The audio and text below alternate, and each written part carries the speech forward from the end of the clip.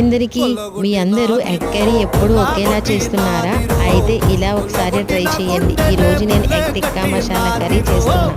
ముందుగా 4 ఎగ్స్ని బాయిల్ చేసుకొని పక్కకు తీసుకోండి. నెక్స్ట్ ఒక మిక్సీ జార్లోకి 3 టమాటా, 4-5 పచ్చిమిర్చి, కొంచెం కొత్తిమీర వేసి మిక్సీ చేసుకొని ప్యూరీని పక్కకు తీసుకోండి. నెక్స్ట్ ఒక కళాయిలోకి ఆయిల్ వేసి ఆయిల్లో బిర్యానీ స్పైసెస్, కరివేపాకు, ఆనియన్స్ వేసి మీడియం ఫ్రై చేసుకున్న తర్వాత అల్లం వెల్లుల్లి పేస్ట్, అలానే మనం మిక్సీ చేసి ఉంచుకున్న ప్యూరీని కూడా వేసేసి ఆయిల్ పైకి వచ్చేంత వరకు ఫ్రై చేసుకోండి.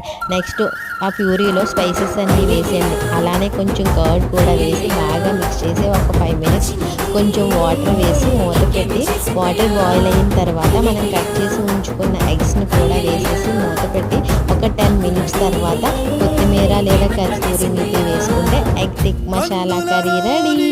మన వీడియో నచ్చితే మన ఛానల్ని సబ్స్క్రైబ్ చేసుకోండి.